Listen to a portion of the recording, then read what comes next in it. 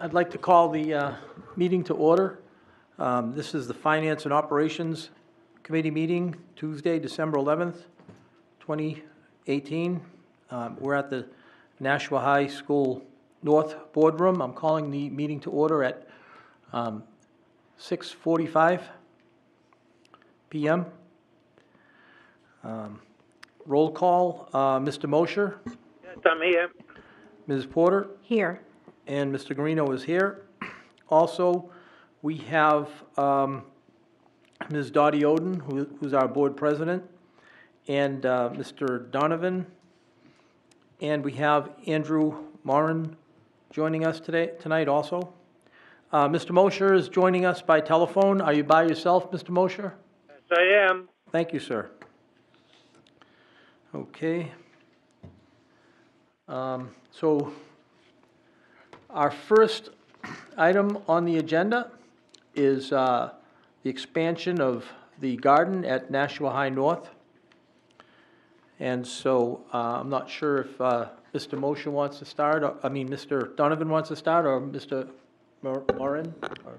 Well, I think we can switch it over to Mr. Morin. He sent an email about a desire to expand the garden space at North, which has been around for a couple of years now. 2 years. Yes. Yep, there you go. So we invited him here, and he's done his homework, I'm assuming, and so we'll turn it over to Mr. Morin right now. So, thanks for your time, and there's two different projects that we're going to be asking about. Greenhouse at Nashua High North, not sure if you were aware, but it had really fallen into disrepair and underutilization. 2 years ago, the organization that I work with, Regenerative Roots, along with the Green Club, met up and revitalized the greenhouse. During that time, we have used it during March through May for an annual plant sale. Any extra plants are donated to community gardens.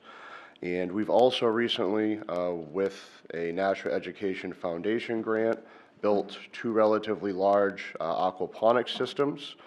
During the winter, the plants really need some artificial light. For approximately 8 months of the year, it is not necessary, but for 3 to 4 months of the year, if we want to continue to utilize these educational resources in an efficient manner and also produce healthy food, we just needed some grow lights installed and also timers associated with such. The electrical system in the greenhouse is relatively unique, so I was directed to talk to the operations committee and to Sean just to get a approval about such. Funds would be coming, the remainder from Nashua Education Foundation grant, and then Regenerative Roots would be picking up any slack. So didn't know if there was any questions about that. The kids from Green Club have been taking care of the plants during E-Block, and they've been doing a pretty good job about such. Last year, we started actually growing hydroponically, so I would like to utilize 3 to 4 different growing methods within that greenhouse to try to draw additional educators to utilize it. Thank you. Mr. Mosher, do you have any questions or comments? I have comments. Sure. I think that it's a wonderful idea. I believe very much in the science of aquaponics and for the growing of the foodstuffs. So many people today, they do not realize that a lot of things that come from the farm, that the nutrition that's involved, the problems that can exist, proper fertilization, lighting, and the water supply and things like that, because it can be involved, but it's a science, and this is something that in the long run, a lot of the kids are going to benefit from it tremendously. Thank you, sir. Ms. Porter? So in your literature, it says you have 10 to 15 students in an after-school program? Correct. Okay, and so then, are those the same kids who are doing it during E-Block? Yes, yep, those are the same kids. We usually meet every Tuesday after school, check on the systems, and then there's usually 1 to 2 students every day, except one day of the week goes during E-Block and takes care of it.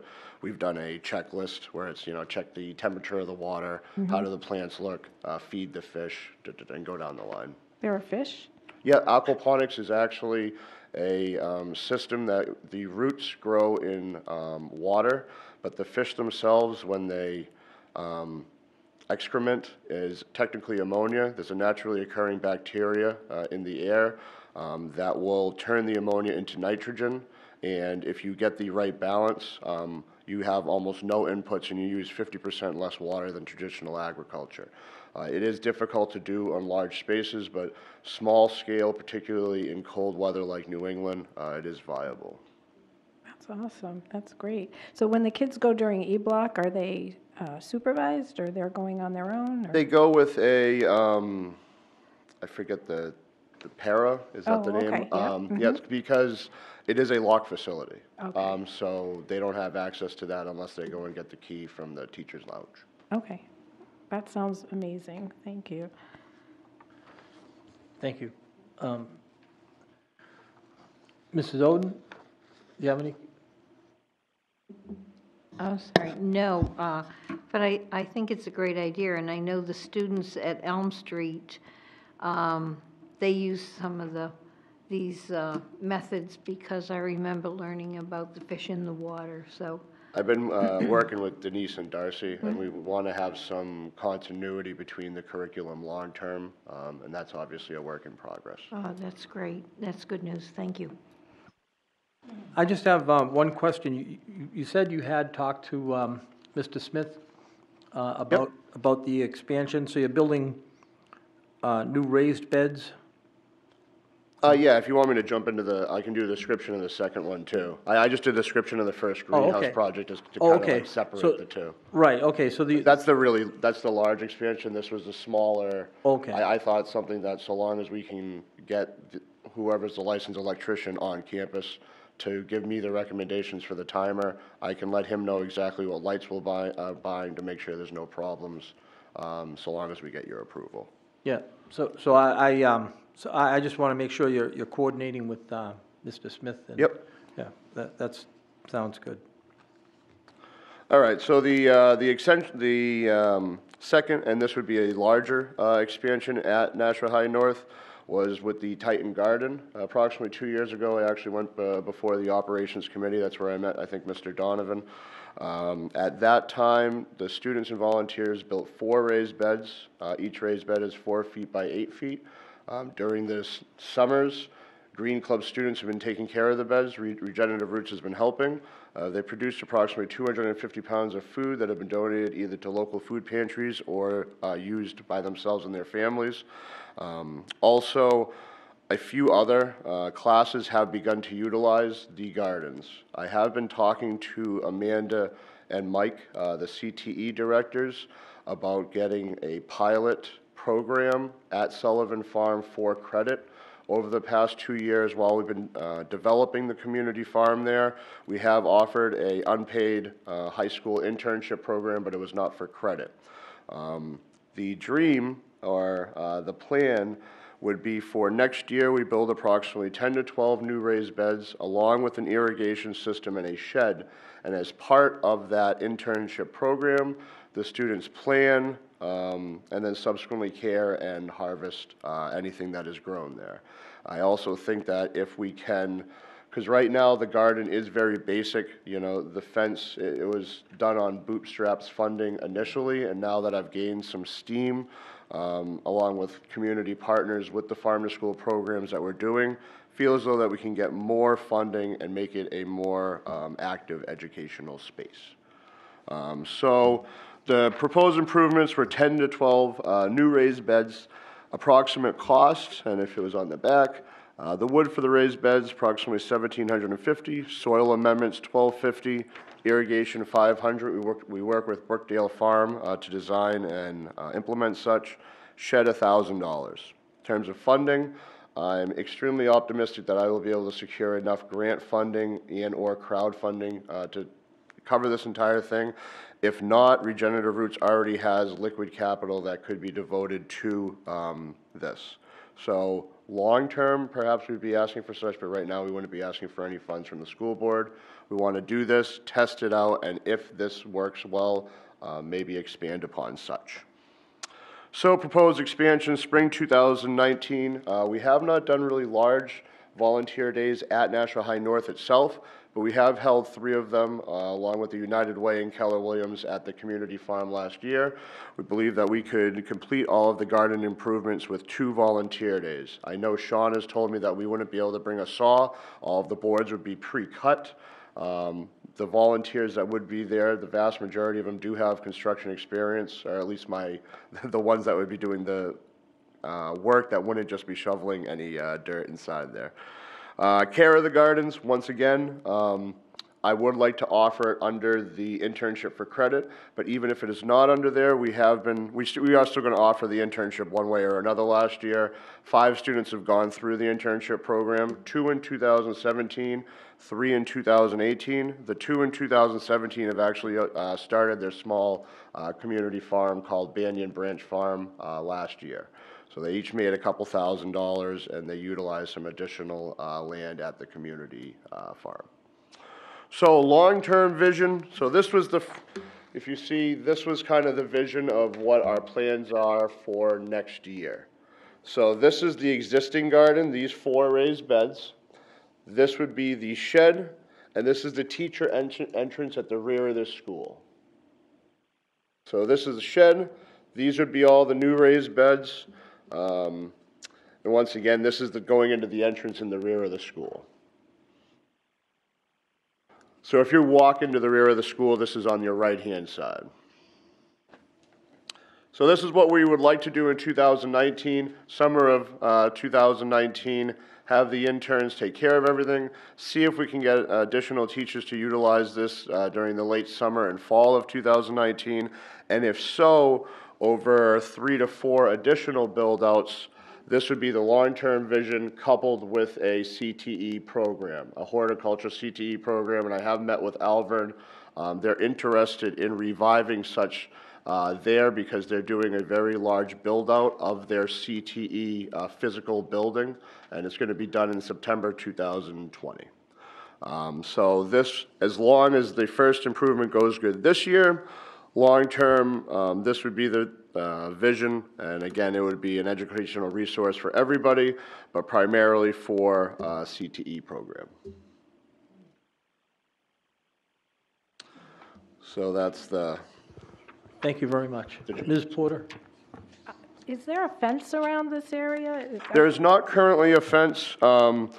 Depending on the funding, and you see here, and it's something actually Regenerative Roots has debated, if we get enough grant funding, because we're going to be asking the Charitable Foundation for $5,000, Home Depot, so long as, and I'm being presumptuous, but if we get more grant funding, we would like your permission to fence the entire quarter-acre area, but to get a, and that, yeah, the area is quarter-acre approximately, but to get a licensed contractor to do so, it's relatively expensive. Mm-hmm. So I thought, ask for the raised beds, and they weren't that disturbed last year. Okay. Shed, and then if the funding optimistically comes in, you could fence in the entire area. Also, there's the debate of if this doesn't work, you know, if we're being 100% honest with ourselves, the internship doesn't catch on. I'm optimistic it will, but who knows? You might not want to fence this entire area beforehand. Right. So that was kind of my additional thought, is the fence is going to be expensive, and test the waters the first year to see if the kids take care of it and how everything goes. So you have like a brick paveway, so that's part of the future, this? That would be, yep, that would be the part of the future. So this... So you would have these walkways, and then We'd want, yeah, a wheelchair accessible walkway, and these would be actually raised beds, but there's benches in the front of them for the students. Beaver Brook does something similar. That's where I got the idea. So there would be an outdoor area here. This would be another form of traditional agriculture, probably raised bed mounds or just flat, plowed. A small orchard, and then greenhouses, not a state-of-the-art greenhouses like there is inside here, but just hoop houses or other things that could extend the season and give them a little bit more time outdoors. Wow. And that would be the, optimistically, I was thinking sometime in 2021 completing this, with 2020 have a couple volunteer days in 2021, so long as we get enough interest by the students and get approval for the CTE program. So would this be, would it be part of the culinary program? Could the kids in the culinary arts cook with some of this stuff? I would love it. I mean, the aquaponics, I've already talked to Dave Quimby. Once we get that producing enough, I'd love to have him do it. Right now, it's enough that, like, the kids that take care of it take home a bag of stuff each. Yep. But long-term, I think that would be it makes sense. It's like a farm-to-table situation. Right, and then produce some for the school. Yeah. Oh, very nice. Great. Comments? Go ahead, Mr. Mosher. Yeah, I was listening to that, and somebody there, I heard her say about farm to table, and back in the ancient days when I was young, we had a family farm that was up in Jeffersonville, New York, and part of my my summer job was to help maintain the gardens, which was lettuce, tomatoes, broccoli, and carrots, and all kinds of things, and the radishes. And I can recall the radishes, just to pull them out of the ground, run them under the faucet, and take a bite out of it, and boy, they'd be so spicy hot and delicious. And there's a lot of good things that can come out of the garden that they can use in the culinary program. I would love to see that. I force the interns to eat the first vegetable that they pick every year, and it's usually radishes. It's my own tradition, too. I do it myself, but yeah. Nothing as delicious as getting something fresh right out of the ground and just rinse it off under the faucet and eat it. Yeah, and long term, I do think that there is an opportunity for not only some coupling with various other scientific disciplines, but just getting some of the culinary students in their food tech classes. I think that there would be an opportunity for that. And if you go out there, various people in the community don't know where their food's grown, and if they do such, they're far more inclined to eat healthy. Absolutely. Yeah. So the one question, and I don't know because Sean's not here, and the issue that I can't, and I'm glad that I thought of it. You guys are praising me so much that it was hard. I didn't want to go into the darkness. There is an existing irrigation system in this site. The current 4-bed garden does not touch upon such, but if we expand it, it would. I talked to Ben Belanger, who runs this, but he said that was a maintenance, and that's why I approached Sean. So before I built anything whatsoever, I would like to determine how, to work around that, or what his thoughts would be about such, because I've never even seen it on it. So we don't know if it works. I've never seen it on. I used there's just a water hookup right here that you'd be able to set a drip irrigation line that's very close, and we just used a hose currently. But if you expand it, you're going to potentially put a bed on top of one of the sprinklers. That's what we want to make sure that can this be turned off if we wanted it to, or can certain sprinklers be turned off, or can we move the bed so that they don't lay on top of one of them, correct?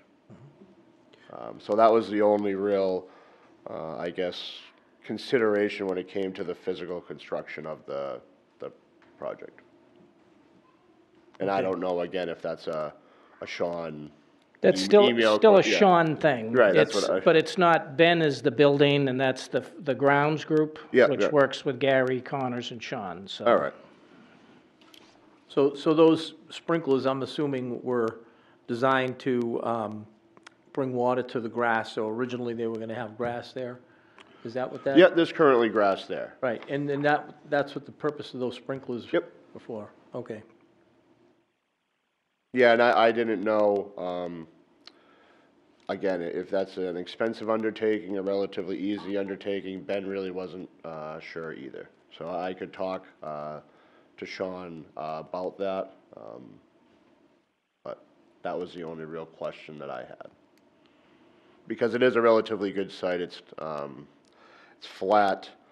There's not a ton of student activity, which I know sounds bad, but there's not as many students that are going to be seeing it that I think that it could be negatively influenced if it was in the front of the school. If you put a fence there, I think that it'd be relatively protected. And I don't know if the irrigation line could be used positively if I could see it running, but I've just been, I've been stopping by it various times for 2 years and I've never seen it on. But the grass is green, so I'm assuming that it's running at some time.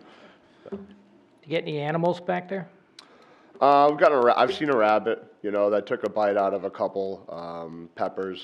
I've seen a gopher, but honestly, we didn't get much damage from it. And there's a very, very Frenchified fence that we put up, but I mean, there's a gap about this big in the fence. So besides that, I haven't seen any whatsoever.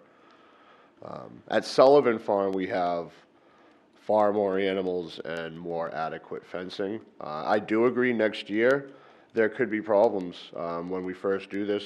They could get some of the things eaten, but that's also part of the balance of growing organically and learning. So, yeah. Go ahead, Ms. Porter. So for the time being, this is run as a club, and the CTE is a dream in the future. Correct. So there's, okay, so that's, hopefully it would expand to that, but at this point, it's run as a club. Correct. Okay. There is some separation and overlap, which I know isn't exactly the clearest thing, but most things aren't, between the Green Club and the high school internship program. Not all of the interns have been part of the Green Club, but many of them have. So this year, we're trying to move that it's actually a explicit part just of the internship program, so they have to take care of it, as opposed to the Green Club taking it on. If there is members of the Green Club that are still interested, I was thinking about either just giving them whatever number of beds that they wanted, like they did this year, or they could take part in the internship. So the internship doesn't run concurrent with the summer school. So who are the adults who are supervising the internship? Typically, and again, I'm not sure what a credit-based internship would look like. Okay. It's myself and various other educators, Victory Aquaponics from the UNH Cooperative Extension, Green Harvest Hydroponics, Oasis Spring Hydroponics. We went on various field trips, and then we would have the interns come and just do field work once a week. So it's usually 2 days a week. Again, I don't know what the explicit qualifications are for the CTE program. They wanted me to get my letter of, I know it's not certification, the letter of whatever that allows me to teach while I'm trying to be certified over that 3-year period. Okay. I've essentially finished the entire application and just got my transcripts, and I'm going to be working with, I believe, Diane, I forget her last name. Yep. To submit such. Oh, and good. then we were going to have, more conversations with Amanda and Mike. Good. Okay. Are there any more comments or questions? If there aren't any more comments or questions, I'm going to entertain a motion to approve the improvements to the greenhouse and expansion of Titan Garden at Nashua High School North, including new raised beds and shed. Do I second that, or? Yeah, I'll make that You're motion. making that motion, I'll second. Okay. On the motion, Mr. Mosher, Absolutely, yes. Ms. Porter, Yes. Mr. Guarino votes yes. The motion carries 3-0. Awesome. You're all Very set. great. Well, thank you for your time. I know that you probably have a lot of other things to go over too. Nice meeting you. Thank you Thank very you. much. Thank you. Have a good holiday as well. Thank you. And don't expect that we're going to treat you this nice every time. If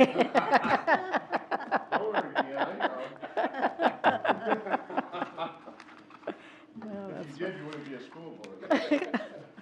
Ouch. Bye. Next on our agenda is the annual deferred maintenance and capital improvement requests. Mr. Donovan? Okay, Mr. Smith was supposed to be here for this, but he did send me this, so if you can pass those down, please. Thank you.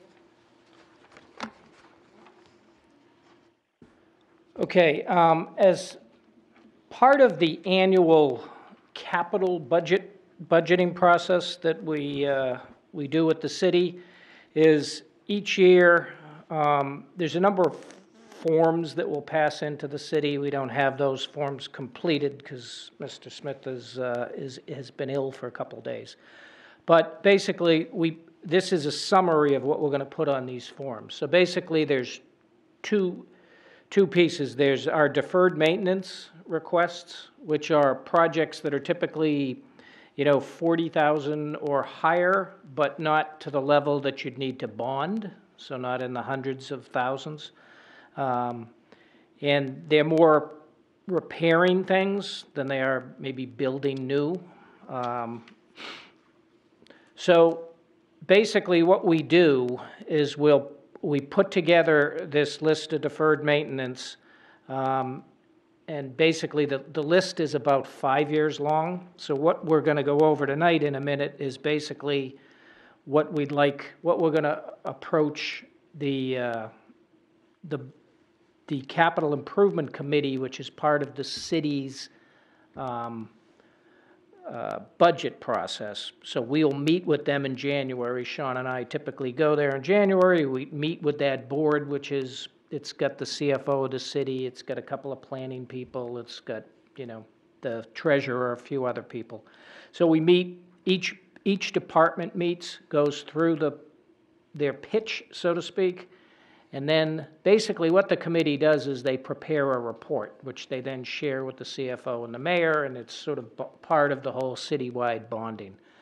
The sad part is that everyone makes their pitch. There's never enough money for what we need.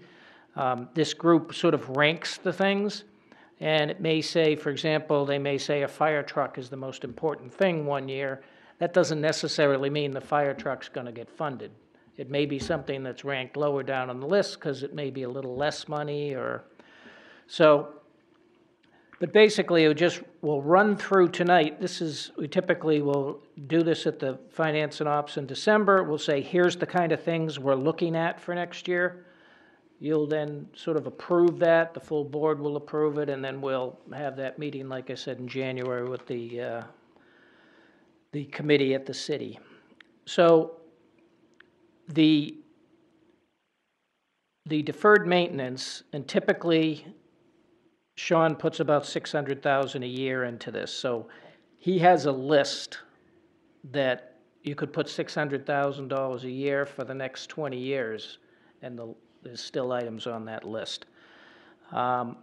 Typically, this deferred maintenance, we've been getting $1 to $2 to maybe $300,000 since I've been here.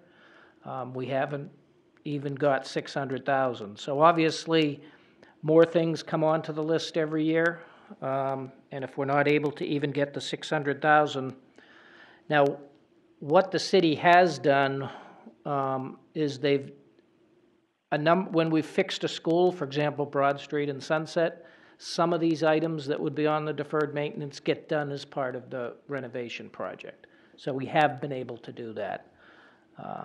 So you'll notice that none of the items we're going to run through here are things that are just at recent schools or at the for the most part most of the middle schools either. Okay, so just sort of to run through what will be on next year's, this is 2020's budget. There's a life extension for the chiller units. There's massive chiller units here. We have a 4-year program. It's about 59,000. We rounded it to 60. So this would be 2020 would be year 3. So we just paid. Last year we had 1 year of it. This year, and then this would be year 3 of the 4. The next item is air handlers at Pennachuck. And basically the air handlers will just, as Sean says, improve the working environment, but get the airflow going. And a lot of our older buildings, those air handlers aren't working very well any longer. The next one, sort of combine it with the 5th one down, Maine Dunstable and Birch Hill. They both say replace unit ventilators. They're $42,000 each. We've been replacing those on an ongoing basis. I think we've replaced about 10 at one school, at 15 at another. At Maine Dunstable, we had a lot of leaking and some serious problems. Those have been repaired, but you need one of these for each classroom. You figure you got about 25, 26 classrooms. The 42,000 covers about 3 units. So this is, 84,000 only covers 6 units. The advantage of these units, though, is you can, if for some reason, you could move them if you wanted to. Think of it as it's potentially more portable than some of the other items. The bicentennial is a design fee for traffic improvements. This has been on the docket for a long time. There's a certain alderman who has brought it up a number of times. But if you've been around there either in the morning or at school about 3:30 in the afternoon, it gets pretty jammed. It goes all the way back to Spitbrook Road. It's certainly not ideal. So the hope would be we maybe add another loop so that we could get cars and buses in a waiting queue and it wouldn't be on the road. It says design fee, so does that include the actual work, or that's No, just, that's that's just- just that'd the be just- design? exactly. So once you've done that, you have to, would that be a bonded thing? That could be a bonded thing, possibly, depending Can't on put the design in with the bond? occasionally, but typically they don't like to do that because It's you not a don't have thing. any idea how much the cost is. Okay.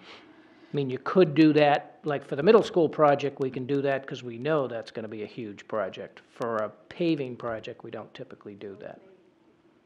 If they did the design, would they be more likely to do the work? I I mean, would- because if you I do would the hope. design and you don't do the work, then, Yes, okay. yes. Okay, and then at North High School, some of the tennis courts out there, one of them is basically unplayable now.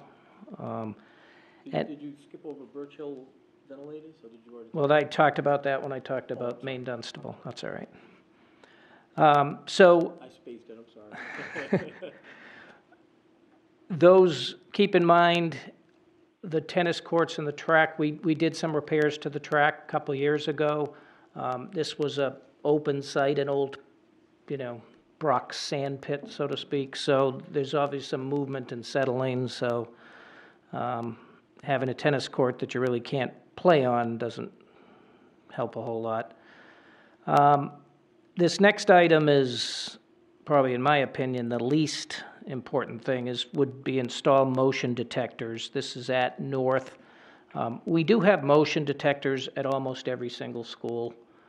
It does help with security, but I'm not sure it's a must-be. If I was going to rank these things, that would be a little further down. The boiler controllers, we have, I believe, 3 at each of the high schools. One of them failed a few years ago, and so we've fixed, I think, 3 of them at South, and now it's time to start fixing them here. Interestingly, the ones at South were newer than the ones at North, but they did fail sooner. The 100,000 is for pavement repairs here. If you've walked in and out of the building, which I know you have, there's some areas that need a lot of work. This 100,000 would only sort of fix the worst spots. This certainly wouldn't cover the paving of the whole, all the roads and parking lots here. It's a large area. And then for Broad Street in Mount Pleasant, if you've been on either one of those playgrounds lately, they're not in the greatest of shape. Thank God they're little kids and they bounce back up, because if I fell down on one of those, I wouldn't bounce back up. So that total, $639,000. That's what we're going to put in our deferred maintenance. As I said, we will have other items listed for future years when we send the actual document to the city. And the second part of this is the capital improvements. This moves sort of year to year. As you know, the number one priority at this point is our middle school project. That's where we'll be spending probably, at least the next 3 to 4 years, our time, our effort, and our bonding on the middle school project. And all three of you are part of the JSSBC, so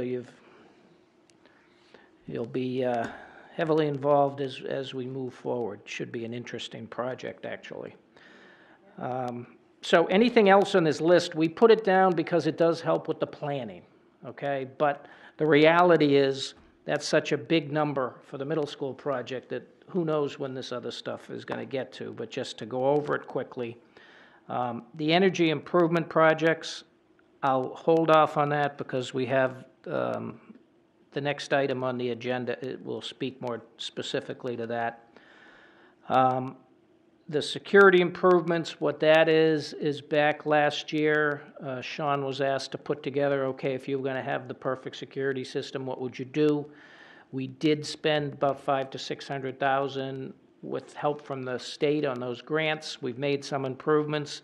This would cover all the other things, even like the change to the front entrance to Mount Pleasant and things like that. So that's a chunk of money, but it's probably going to be broken up in smaller amounts over time.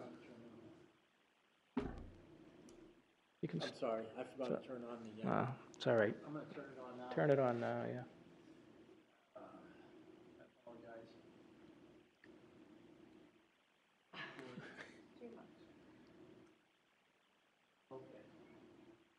Go ahead.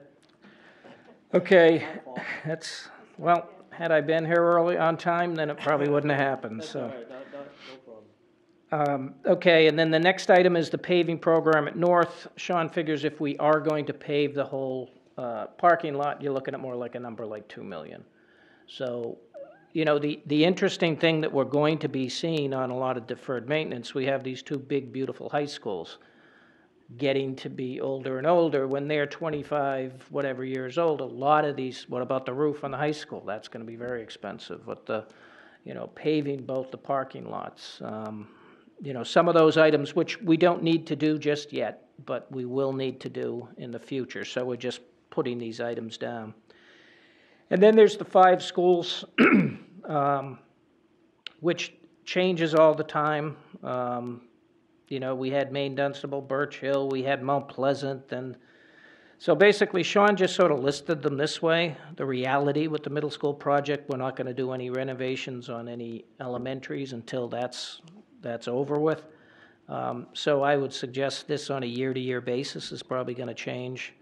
But it's just putting the numbers down on a piece of paper so people can take a look at it. So you don't have Mount Pleasant on that list? We could put it on. I mean, So not being here doesn't mean anything? no, it doesn't. Okay. It doesn't. Okay. Like I said, the reality is the middle school project is the thing. We struggled for a while with Mount Pleasant, with Elm Street, and now that the decision's been made to move ahead on the middle school project, which is, as you know, more than just a construction project. Right. So that will dominate any bonding that the school, we may get a smaller bond to help with some of these deferred maintenance items, like we did just about a month ago. We got that $380,000 to cover some of them.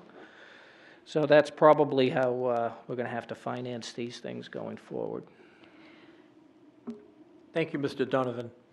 Mr. Mosher, do you have any questions or comments? I don't think you have the sheet that Mr. Donovan has given out. The thing, because this is something that I've been involved in over the past 10 or 12 years, so I understand it. Mm-hmm.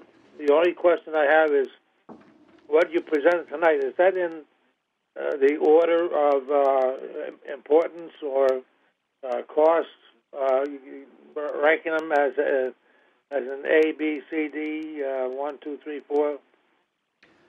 Good question. I asked Sean the same thing when he sent me this today. His response to that was not necessarily. I mean, the first item is probably his first thing because it's year 3 of a 4-year program. But after that, if he ends up, it depends on how much money he ends up with. If he has $300,000, then he might move them around based on what he can do. So it's not necessarily in rank order, but it's potential. If he had 639, it would be in order, but he's not going to probably get that. And from, yeah, go ahead, Mr. Mosher. Yeah. I say it sounds good, but I'm looking at the potential for these things and how I would rank them. But I understand what Sean does with it, and when it gets discussed at the city level, what we're going to wind up with is going to be a little different than what you're presenting now. Mm-hmm. From what I understand, the first list, the deferred maintenance request, what becomes a priority, as Mr. Donovan said, depends on how much money we get. Yes. So Mr. Smith might be shuffling things around. But the second list with the big ticket items, that's where the city has a committee, and they rank them and they put them on the capital improvements for the city. Is that correct? Yes, they also they break it into 2 pieces, deferred maintenance, and they'll rank those, and then they'll also rank the capital improvements. So are they going to rank our deferred maintenance too? Well, they'll do it as a sum. Oh, okay. They'll do it as fiscal year okay. 20 for the school versus fiscal year 20 for the fire department, let's say. Okay. Oh, okay. So they're not going to rank our projects individually? No. Okay. No. No, they lump them all together and they rank them that way.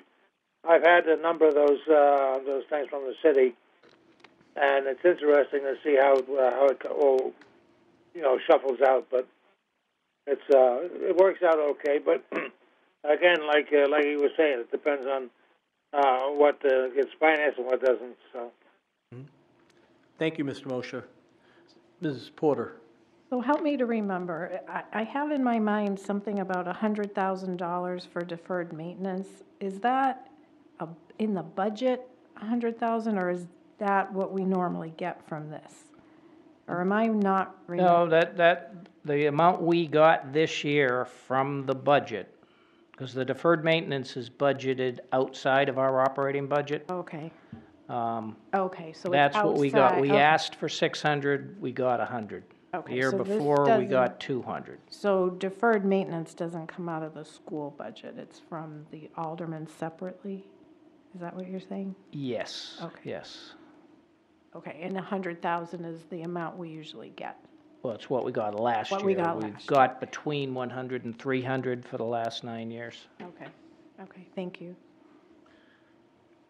Are you looking for an approval of this? Or? Yes, I'd like, I think, an approval of the plan, because then we're going to bring the plan forward to the committee.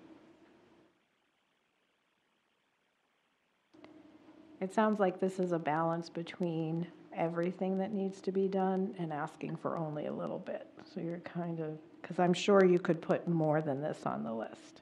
Oh, yeah. Yeah, so it's kind of, And we will put more on the deferred maintenance list for year 21, 22, 23. Right. Because they do ask for, right. So this is, and they understand that this in no way represents all of the deferred maintenance work that needs to be No, done. we make that very clear to them. Good, okay. All right. I just want to make a comment that I'm happy to see pavement repairs for Nashua High North, for Titan Way. Even that 100,000, there's basically $2 million worth of repairs that we need. But that 100,000, if they fill in the cracks, it's going to go a long way to improve, to keep, for the life cycle, it'll extend the life cycle of the road. So I think that's, I want to thank Mr. Smith for continuing to bring that to attention. Anyone else have? Okay. If there are no more questions or comments, I'm going to move to approve the deferred maintenance and the fiscal year 20 to fiscal year 2025 capital improvements plan. Request, okay, second? Okay. On the motion, Mr. Mosher, Yes. Ms. Porter, Yes. Mr. Guarino votes yes. The motion carries 3-0. I'd like to make one simple comment. Sure. Now, we talked about the crack sealing and in the road. This is very important because it keeps the water from getting underneath the pavement.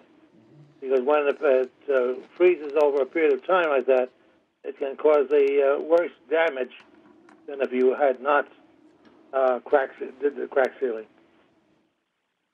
Thank you, Mr. Mosher. That's, yeah, exactly, yep. Okay, for our next item on the agenda is the performance contract preliminary results. Mr. Donovan. Okay, as I mentioned when in the previous discussion about our needs, we did hire, we awarded a contract to a company called EEI, Energy Efficiency Incorporated, and the first step we wanted them to do was to assess energy savings at the two high schools. Since they're the two largest schools, they consume the most energy. If they would put together a plan to show us where we could save money at the two high schools. So they did a preliminary, this is a preliminary result, and they did one for each of the two high schools. So if you sort of flip to the first one, it's Nashua High School North. So basically, they listed a number of items. You can see at the top, it's things like LED lighting, there's weatherization, retro commissioning, targeted balancing. Some of these things, I don't know what they actually are, but Mr. Smith could help us out in the future. But basically, the list, the cost, if we were going to go with all of these improvements at the north, would be $3.690 million. They claim that if we were to do that, we'd have annual savings. We'd have savings of $224,000 annually. We could also apply for and hopefully receive rebates of $410,000. So basically, if we did all of these improvements, we would get a payback in 14.64 years. So that's a bundle. Another thing you could do if you wanted to is to say, okay, well, we just want to do the LED lighting and let's say the transformers. So you can do the calculations on the payback by item if you'd like. And some people have done that. If something pays back in, let's say, 3 or 4 years, they might want to do it, where something else may have a 20-year payback, and maybe they don't want to do something like that. But we did when with the EI, though, we said, give us everything, we'll put it in a package. Assuming there was more money available for bonding, which with our middle school project there won't be, to do both schools based on the amounts they have here. But this is something we're gonna share with the group in January also, and basically say, okay, here's something else. Do we want to target some of these items, let's say the LED lighting, because it has a quick payback, and are we willing to maybe do a bond for a shorter amount of time? So that would have to be discussed with the treasurer and at the city level. But Sean just wanted to share, this is the preliminary matrix. It will give people an idea of the types of costs, the types of rebates, savings, and basically how long. If you look at the South High School, it's pretty much the same. A little bit higher in the installed 3.8 million instead of 3.7, but the payback is once again like 14 and a half years.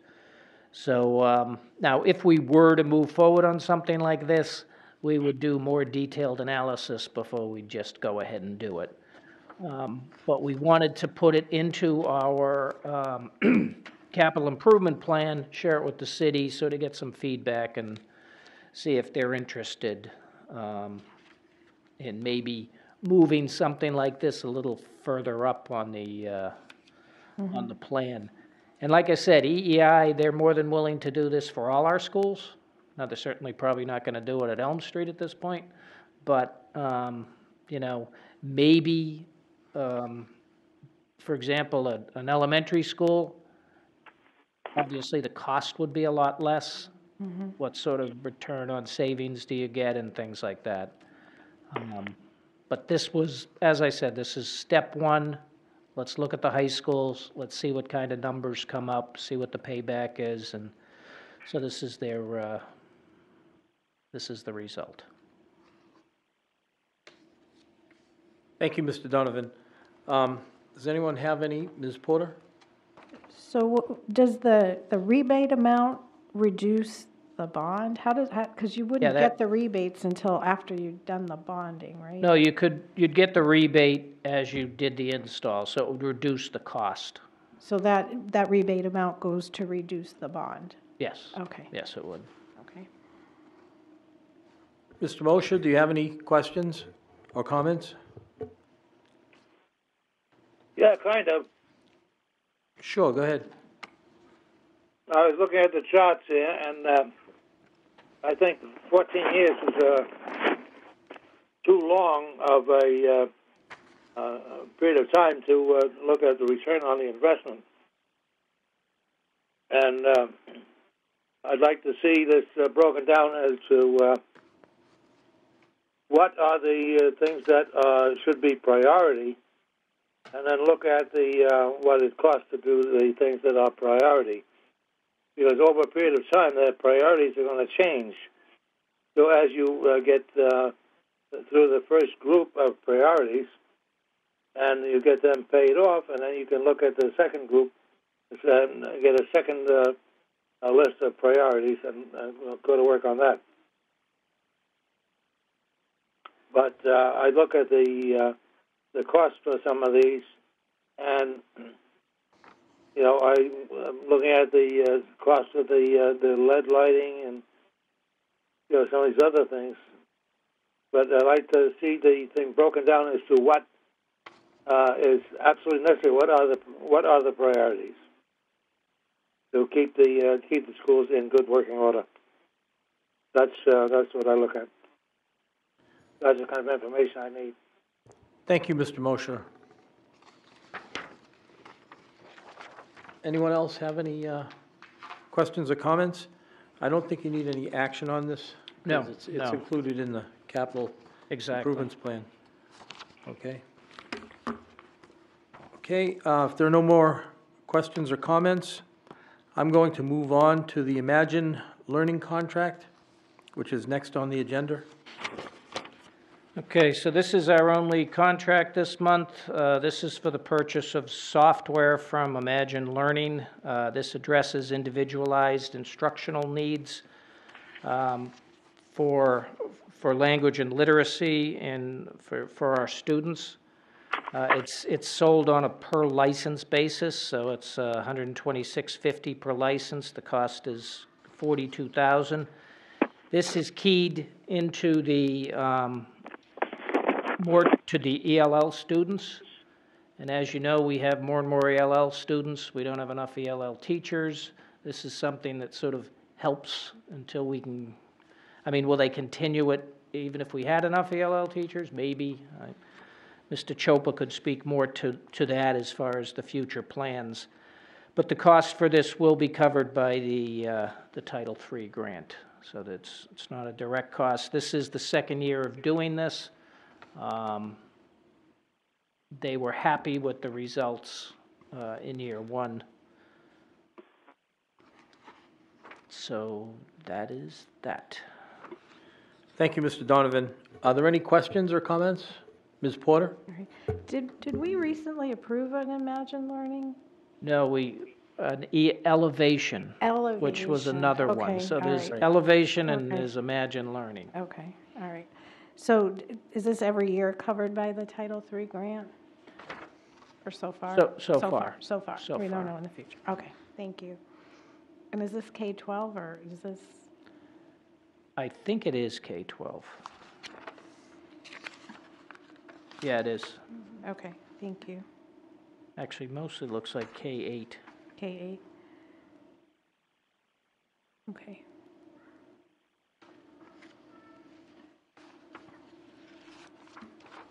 So there's basically 335 licenses, is that it? Or workstations? That's what they're charging us? Yeah, licenses. Licenses. So you can have 335 students at once on. If you tried to get more than that, it wouldn't allow more on.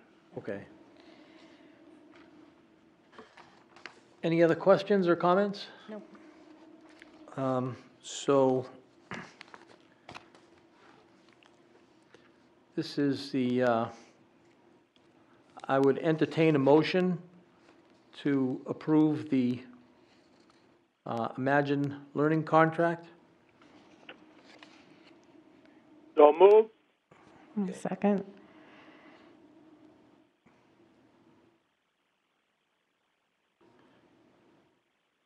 Did you I second did it? say, yeah, Okay. yeah. Okay, on the motion, Mr. Mosher, Yes. Ms. Porter, Yes. Mr. Guarino votes yes, the motion carries. 3-0.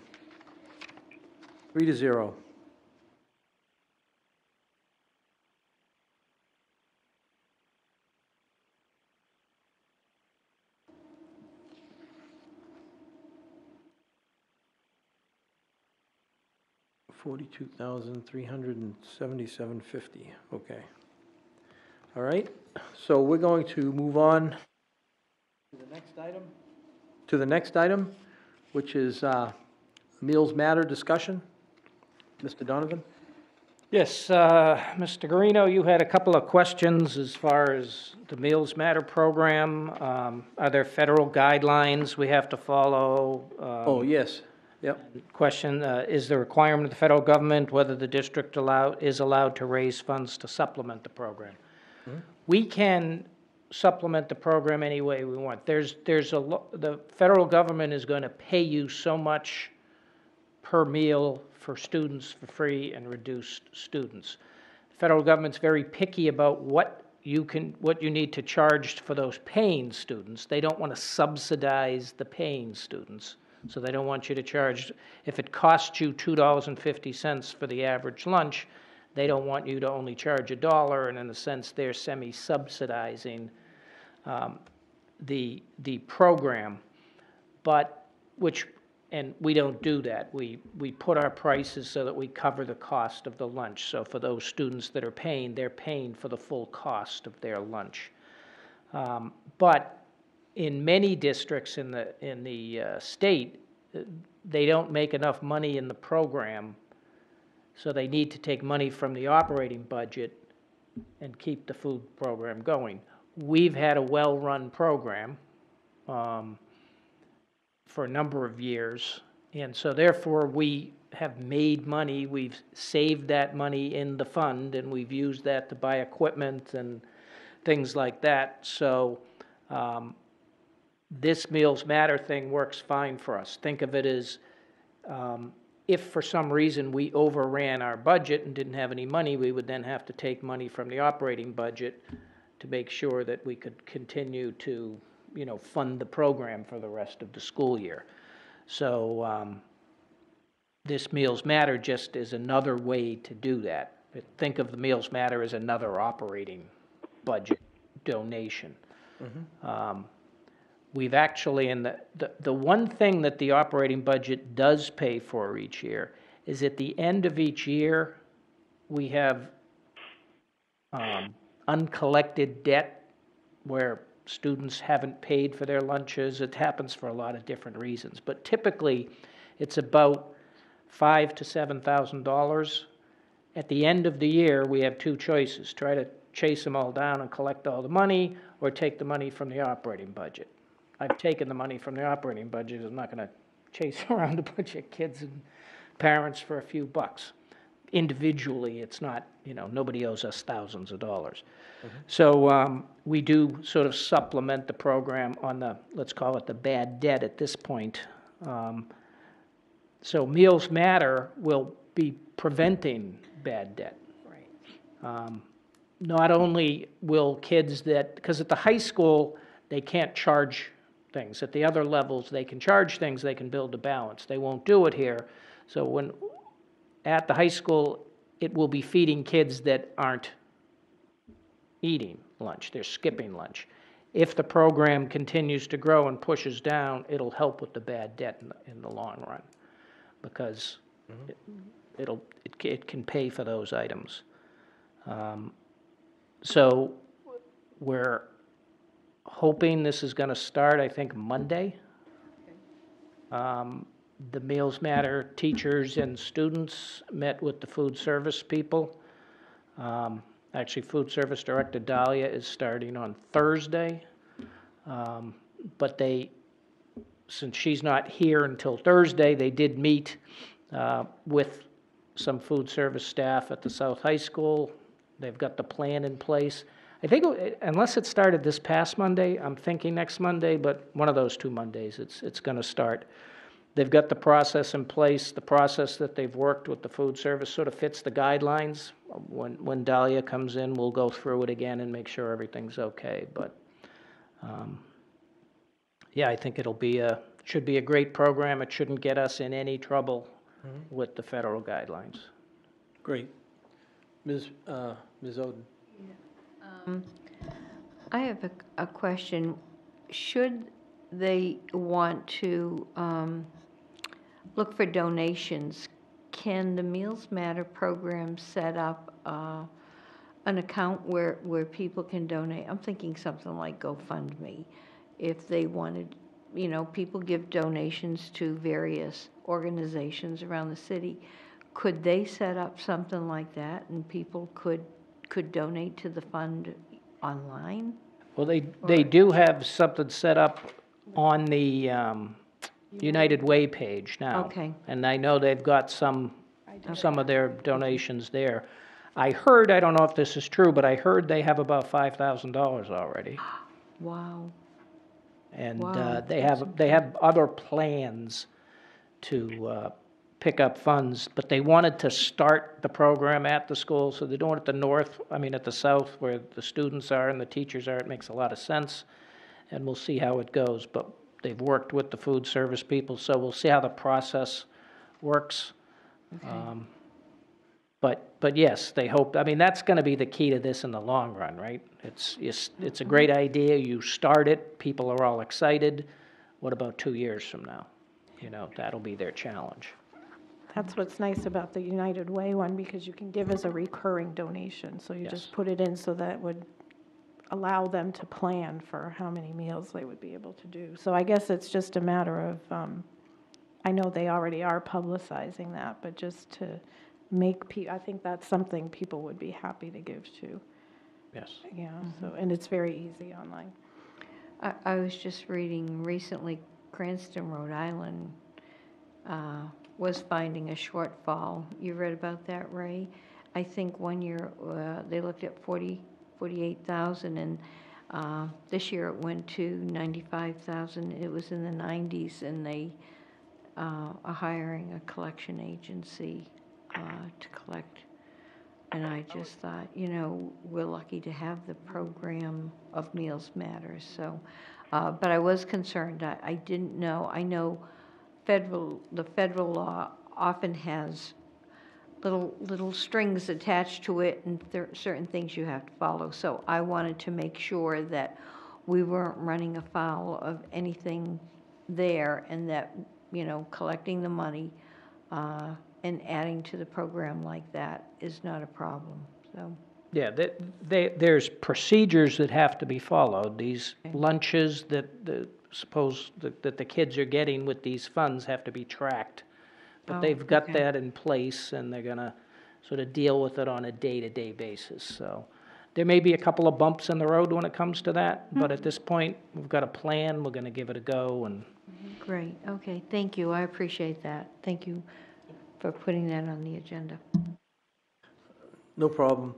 Mr. Mosher, do you have any comments or questions? Yeah, I was going to say that the one that was looking to get a collection agency, that was Claremont. But Claremont's notorious because it has a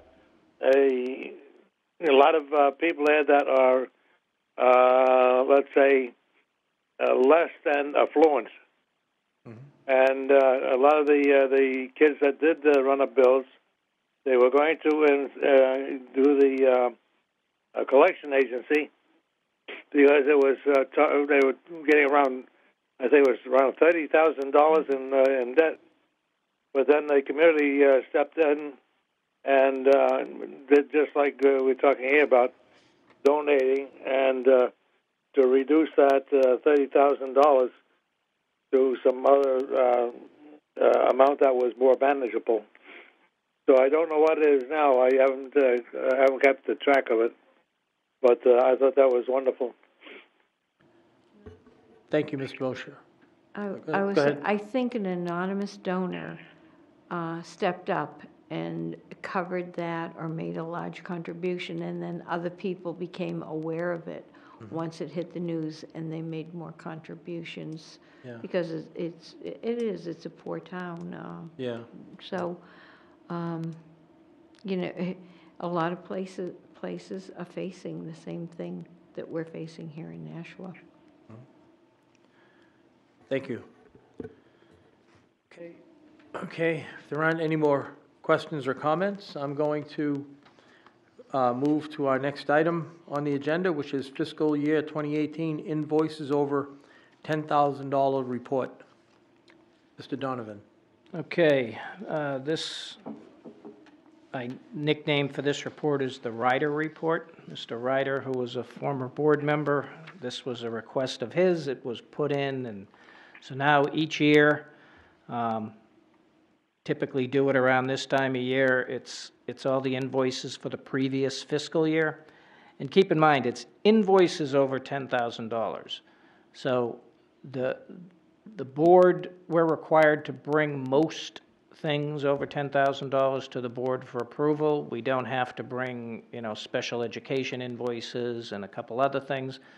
But most of that does come forward. But if it's an invoice, let's say we happen to buy $11,000 worth of paper, we never have, but if we did, that wouldn't come to the board because it's just a lot of small items that add up to over $10,000. So there are a few of those things in this report, though for the most part, they're items that you, the board has seen or have seen over the last year or so. So basically what I do is I get a download from the city spreadsheet. Here's all the invoices. I just kind of break it down, and then I put together this sheet and sort of organize it by category: utilities, transportations, rentals, etc. I group together all the invoices. So for example, Eversource had 1,054,000 worth of invoices over 10,000, or probably 20 invoices or so. So that's what that total is. Then I give, excuse me, a description of what the vendor is or what the item is, whether it was bid or not, and then whether it was approved by the Board of Education. So I won't go through every single line, we'll just look at it as a group. Utilities, obviously, the distributors, you don't have much choice. People who, wherever you live, they distribute whatever power supply you have. We do, we do get pricing on our electric and gas prices. We buy in advance and we get prices. We work with the city on that, so. The next set is transportation. First Student, obviously, is our largest by far. The other three, the bottom two there, Provider and Durham, they've combined. That's one company now. But that's the special ed out-of-district transportation. We don't necessarily bid that because that's just sort of a student needs it. We go out and we try to find the bus. I mean, it's not the kind of thing that's. And to be honest with you, it's getting harder and harder. There's not that many companies that do this. I mean, there's these two, there's another Easter Seals. But if you want to get into the small bus company, there's some available options for you. Finding the drivers is going to be the tough part. Okay, then rentals, Conway Arena, where we have our ice hockey programs, and Ceresk was where that's who we used to pay for the Brentwood program when it was up in Merrimack. Then there's all the special education tuition. There's the first item, Adult Learning Center. The rest of them are a list of some of the programs that our students are sent to. And like I said, that's just the invoices over 10,000. There's many more. We typically get billed on a monthly basis, so there's many more invoices related to that. The next section is supplies and services. These are products we use, plant operations uses, Central Papers, where we get all our cleaning materials and paper products, etc. And then you can see on the next page, sort of the HVAC maintenance contracts. You approved the Siemens one last night, and Control Technologies and Train are the other two that do that work for us. Then there's books and supplies. Books and supplies basically are approved by the curriculum committee. I don't typically bring it, because if the curriculum is approved, the purchase of 200 textbooks, then once they've approved it, we just move ahead and make the purchase. And then there's a general group there called services. A number of those items are special education related. The large ones are the Clark and ABC, that's the OT and PT services. Then there's, most of these things have come forward to the board. I think the only thing that didn't was the clean the hoods for the kitchens. That was a bunch of invoices. And I think it was actually 2 years. One was late coming in. And then the next is computer supplies and services. All these things are either part of our software budget that Mr.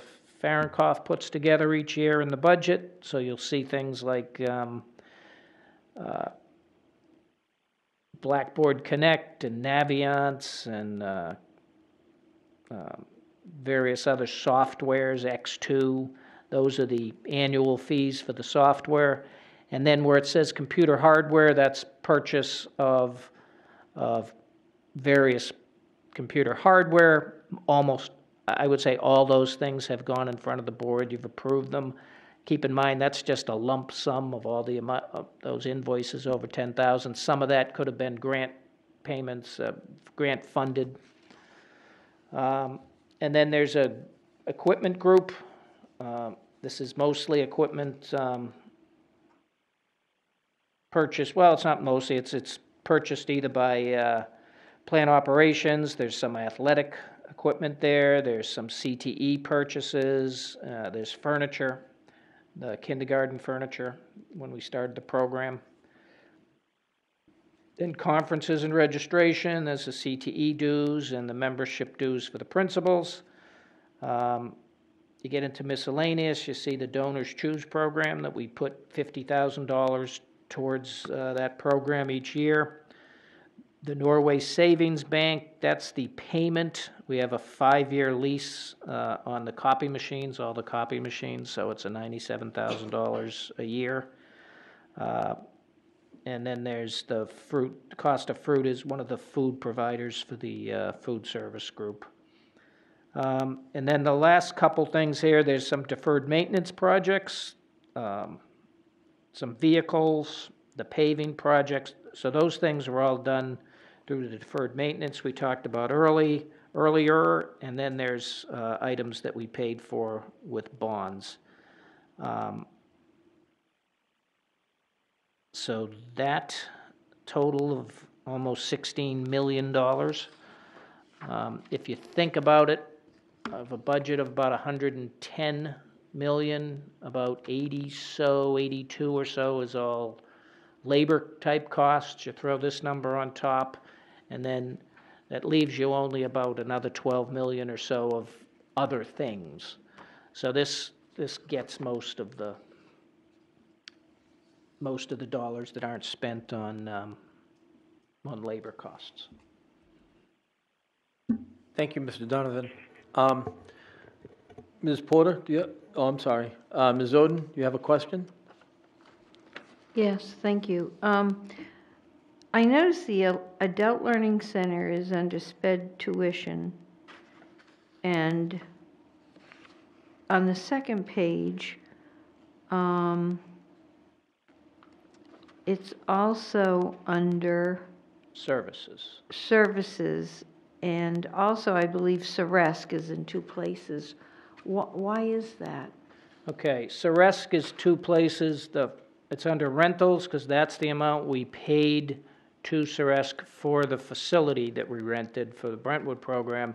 The other was, we had a grant with Ceresc, so we were paying Ceresc. Ceresc got the grant, worked with us, and it was for, I believe it was for counselors at Ledge Street and Amherst. I think that was I think it was. bunch of the cost.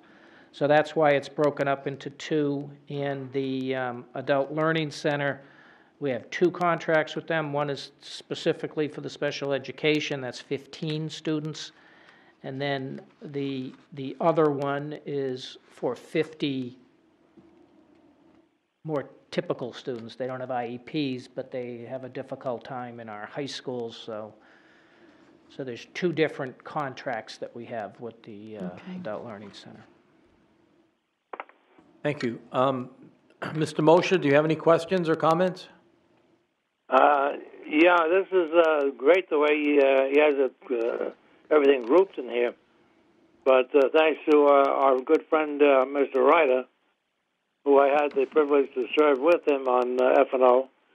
I remember when he was expounding on putting all these things in order, and to see that it is all done and makes it a lot easier to track what we have and where the money is going. Thank you.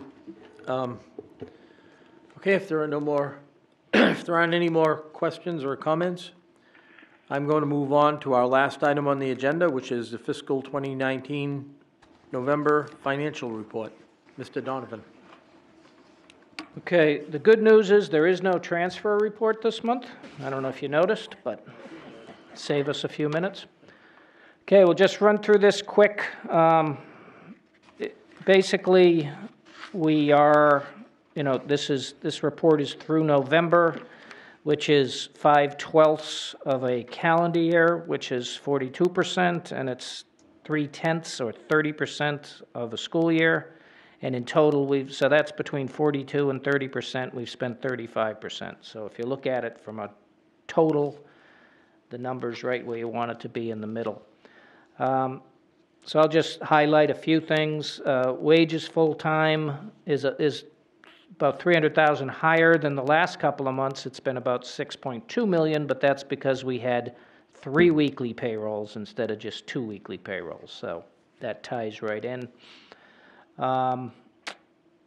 Other than that, most of the salaries look fine. We did have, I thought we were kind of done with our retirement and separation pay, but there were 2 more teachers that weren't on the original list that had a severance. I think one due to extenuating circumstances. I'm not sure what happened with the other one, but, so that's $25,000 more that I didn't necessarily expect, but it is what it is at this point.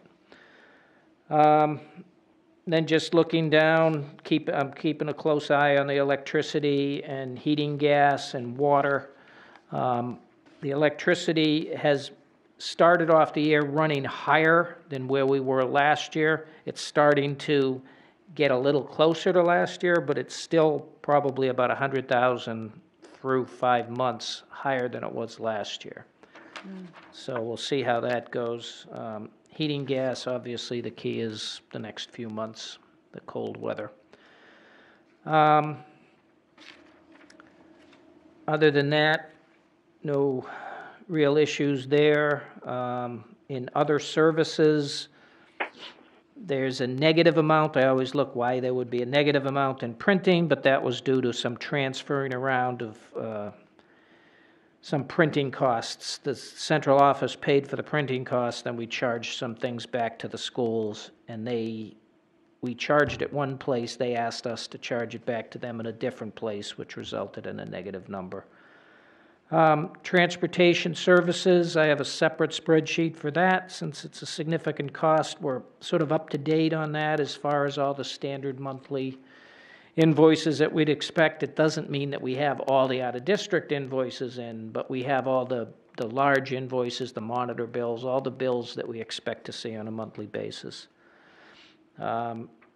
Tuition out of district, obviously, that's our big issue. Have another meeting in January to go over some of the details, but you'll be hearing about that at budget time. And other than that, nothing else was sort of out of the ordinary this month. I think it was a pretty straightforward month. Any questions, I'd be happy to answer them. Thank you, Mr. Donovan. Mr. Mosher, do you have any questions or comments? No, I'm satisfied. Okay, anyone else have any questions? Okay.